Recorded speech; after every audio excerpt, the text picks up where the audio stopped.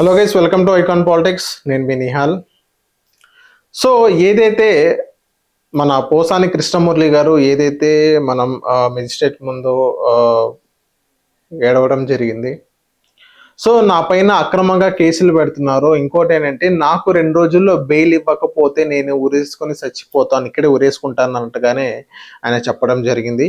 ఇంకోటి ఏంటంటే, ఏదైతే పోసాని కృష్ణమురళి గారు ఇంకో ఏమంటే, అనవసరంగా కేసులు బుక్ చేసి ఊరు మొత్తం తిప్పుతున్నారు, నాకు కొన్ని హెల్త్ ఇష్యూస్ ఉన్నాయి, నేనే ఏదైనా తప్పు చేసి నన్ను నరికేయండి అన్నట్టుగానే పోసాని కృష్ణమురళి గారు చెప్పడం జరిగింది.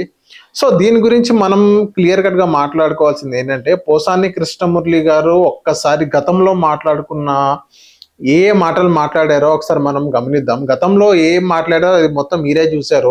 ఇప్పుడు యూట్యూబ్ లో మొత్తం హల్చల్ అవుతున్నాయి.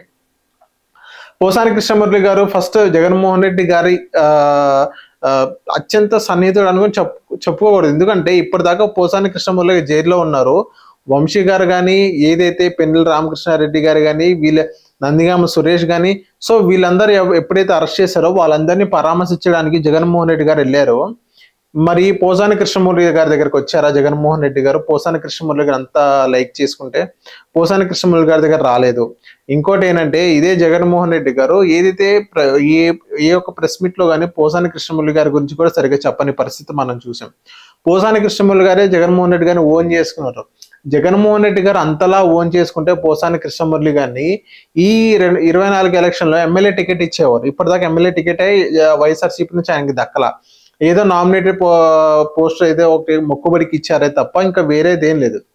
And when coming to the topic, ఏదైతే పోసాని కృష్ణమురళి గారికి జరిగిన ఏదైతే సిచ్యువేషన్ అయిందో, ఈ సిచ్యువేషన్ కనుక మనం జాగ్రత్త అబ్జర్వ్ చేసినట్లయితే జగన్మోహన్ రెడ్డి గారి మెప్పు కోసమే ఈ మొత్తం మాట్లాడారని చెప్పొచ్చు. ఇంకోటి, ఇదే పోసాని కృష్ణమురళి గారు ఏదైతే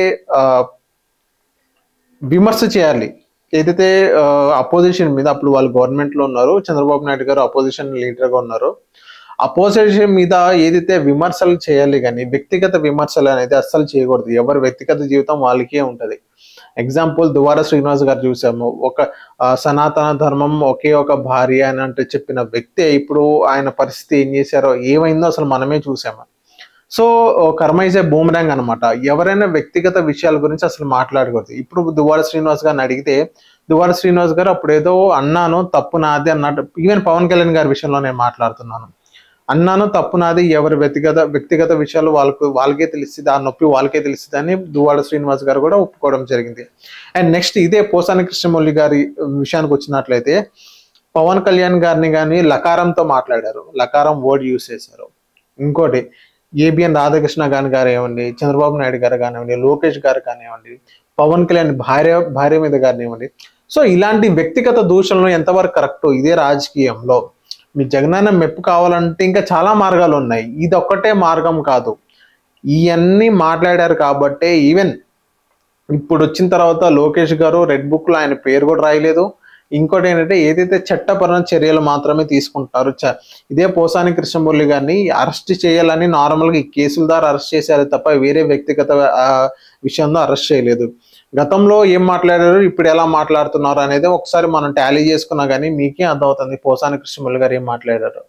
అండ్ నెక్స్ట్, ఇప్పుడు ఏదైతే జడ్జి గారి ముందు, మెజిస్ట్రేట్ ముందు ఏదైతే 2 రోజుల్లో బెయిల్ రాబోతే నేను ఉరేసుకుంటాను అన్నట్టుగానే చెప్పడం, అది ఒక క్రైమ్ అనమాట. ఈవెన్ జడ్జి గారిని బెదిరించడం, బ్లాక్మెయిల్ చేయడం, అదొక క్రైమ్ కింద వస్తుంది. అలా చెప్పినందుకని దానిపైన మళ్ళీ కేసులు కట్టే అవకాశాలు ఉన్నాయి. ఇదే పోసాని కృష్ణమురళి గారు కానీ, నెక్స్ట్ మన బోరుగడ్డ అనిల్ గారు కానీ, సో ఇలాంటివి చెప్పుకుంటూ పోతే ఎలా దూషణగా మాట్లాడారో మీరే ఆలోచించండి. పోసాని కృష్ణమురళి గారికి ఏదైతే ఇప్పుడు సిచ్యువేషన్ ఫేస్ అవుతుందో, గతంలో మనం అనవసరంగా మాట్లాడమనే ఉదంతో ఇప్పుడు ఆయన కలిగే ఉండిద్దని చాలా మంది విశ్లేషకులు అంటున్నారు. ఈవెన్ ఏదైతే కూటమి నాయకులు ఇదే అంటున్నారు, ఎందుకు పోసాని కృష్ణమురళి గారు అరెస్ట్ చేశారంటే ఇది సో అండ్ సో రీజన్స్ అని కూటమి నాయకులే చెప్పడం జరుగుతుంది. సో ఇది ఓవరాల్ గా పోసాని కృష్ణమురళి గారు సంబంధించింది. ఈవెన్ పోసాని కృష్ణమురళి గారు ఎప్పుడు బెయిల్ అంటే 2-3 కేసులు బాగానే వచ్చింది బెయిల్, ఎప్పుడు బయటకు వస్తారా అనేది పెద్ద క్వశ్చన్ మార్క్. ఈవెన్ ఇప్పుడు మళ్ళీ ఎన్ని కేసులు బుక్ అవుతాయో ఆయన పైన మీద మళ్ళీ ఇంకొక క్వశ్చన్ మార్క్ అవుతాం. 1 by 1 కేసులు అవుతానే ఉన్నాయి ఆయన మీద, ఒకరు బెయిల్ వస్తే ఇంకో కేసు అవుతానే ఉంటున్నాయి ఆయన మీద. బట్ ఆయనకి హెల్త్ ఇష్యూస్ ఉన్నాయి, అది అందరికి తెలుసు. అండ్ ఆయన స్టంట్స్ జరిగినాయి, అది అందరికి తెలుసు. కానీ పోసాని కృష్ణమురళి గారు ఏదైతే మాట్లాడారో ఆ మాటల పైన కానీ కొన్ని వ్యక్తిగత దూషణలు చేశారో దానిపైన మీదే కేసులు కట్టారే తప్ప వేరే ఏ కేసుల మీద ఏ కేసులు ప్రైవేట్ కేసులు లాంటిది అలాంటి ఏం కేసులు అనేది ఫైల్ అవ్వలేదు.